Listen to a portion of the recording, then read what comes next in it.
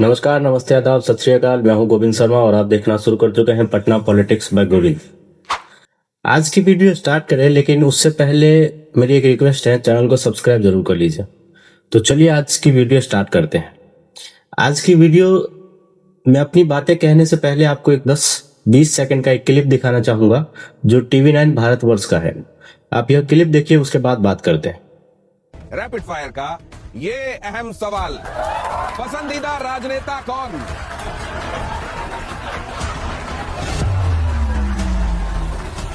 मुझे अभी भी इस देश में रहना है।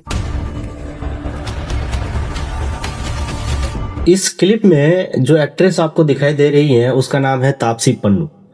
तापसी पन्नू से मॉडरेटर दो चीजें पूछता है। पहले तो महिला राजनेताओं की फोटो दिखाकर इनसे पूछता है कि कौन आपको बहुत पसंद है। तो कौन पसंद है कौन नहीं है ये तो एक व्यक्ति की चॉइस का मामला हो सकता है। ठीक है, राजनीति में हमारी चॉइस हो सकती है, हम किसी को पसंद करें किसी को ना करें, तो ये एक तो पर्सनल चॉइस है। मैं इसके कुछ खिलाफ या पक्ष में नहीं बोल रहा हूँ।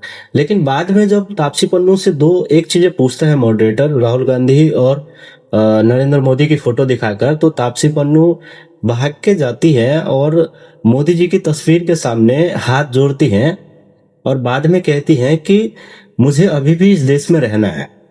बेसिकली उनकी अगर ये बयान को देखा जाए तो ये एक इस तरीके का बयान है कि हम उनके हिसाब से अगर हम बात करें तो उनके हिसाब से ऐसा है कि जो मोदी जी के खिलाफ है वो इस देश में नहीं रह सकते। ऐसा उनको लगता है कि मोदी के खिलाफ जो है उसको इस देश से निकाल देते हैं। मैं इस बात को प्रोसेस नहीं कर पाया कि आज तक कितने लोग बाहर गए, कितने ऐसे लोग हैं जो मोदी के खिलाफ दिन रात बयान देते हैं, उनको गाली देते हैं। माँ बहन की गाली आपने देखा होगा, बिहार के चुनाव में दिया था, जिस पर मैंने ये वीडियो बनाया था। मैं ऊपर लगा दूंगा, आप देखिएगा। यहाँ पे मोदी जी को माँ बहन की गाली दी गई, लेकिन मुझे वो बाहर जाते हुए तो नहीं दिखे। और कितने ऐसे लोग हैं जिन्होंने कई बार कहा मोदी मोदी ये, मोदी वो, मोदी राक्षस। तो बहुत सारे बयान है, मैं उसको यूज नहीं कर सकता, गाइडलाइंस के बाहर चली जाएगी यूट्यूब के। कई बार लोगों ने बोला भी कि मर जा मोदी, इस तरीके के। तो मैं इस तरीके के शब्द यूज नहीं कर सकता क्योंकि यूट्यूब गाइडलाइंस इसको अलाउ नहीं करेंगे। तो इतने सारे बयान देने के बावजूद भी बड़े बड़े लोग इस देश में हैं अभी भी, जबकि इतने कटु वचन बोले उसके लिए, एक प्रधानमंत्री के लिए। तो इतना बोलने के बावजूद भी वो लोग देश में है। लेकिन फिर भी तापसी पन्नू को लगता है कि जो मोदी के खिलाफ है उसको देश से निकाल देते हैं।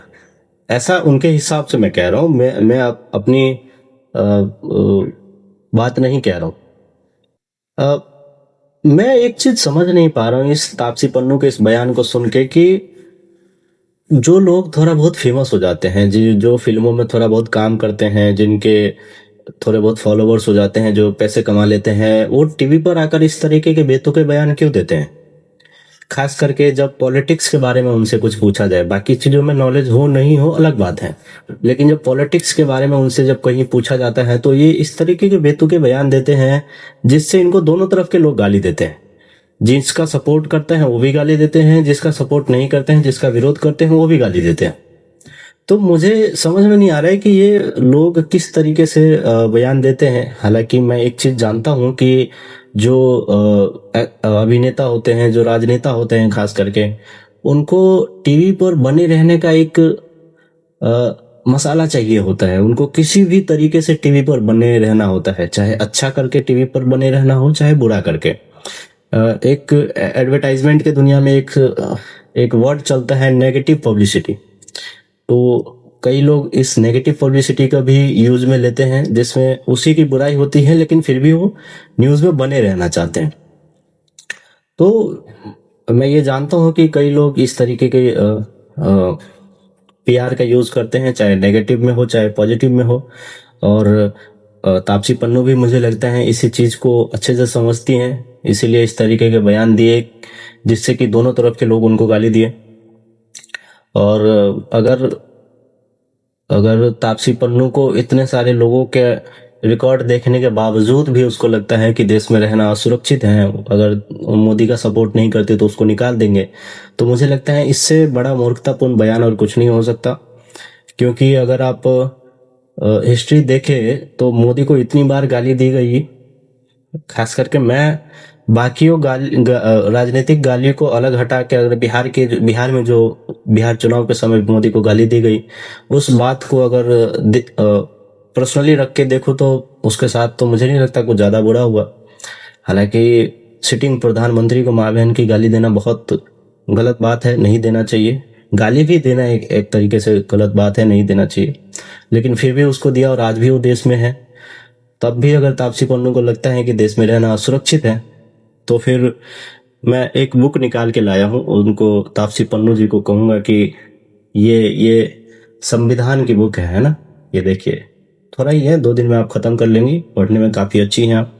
और ख़ास करके मैं उनसे कहूँगा कि जो भाग 3 का जो विषय है, 1 सेकंड आप रुकिएगा, ये देखिए, ये भाग 3 है, आर्टिकल 14 से लेकर आर्टिकल 35, बस इतना ही पढ़ने की आवश्यकता है उनको, यहीं तक, आर्टिकल 14 से आर्टिकल 35 तक ये संविधान की बुक है, ताकि वो अपने अधिकारों के बारे में समझ जाए कि बयान देने, आर्टिकल 19 का उपयोग करके आप बयान तो दे सकते हैं, लेकिन उसकी मर्यादा भी है। आपने हालांकि मर्यादा में रहकर बयान दिया है, मैं इसके पक्ष में हूँ, और आपको संविधान ने यह अधिकार दिया है इस देश में रहने की, कुछ भी अपने कुछ भी कहने की नैतिकता के आधार पे।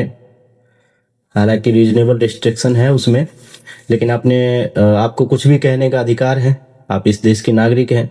लेकिन इस तरीके के बेतुके बयान आप न दें, क्योंकि आप अगर देते हैं तो आपको पक्ष वाले भी गाली देंगे और विपक्ष वाले भी गाली देंगे। आपको मेरे विचार कैसे लगे हैं और आपको यह वीडियो कैसे लगे, अपनी राय कमेंट में जरूर रखिएगा। मिलेंगे अगले वीडियो में, तब तक के लिए नमस्कार।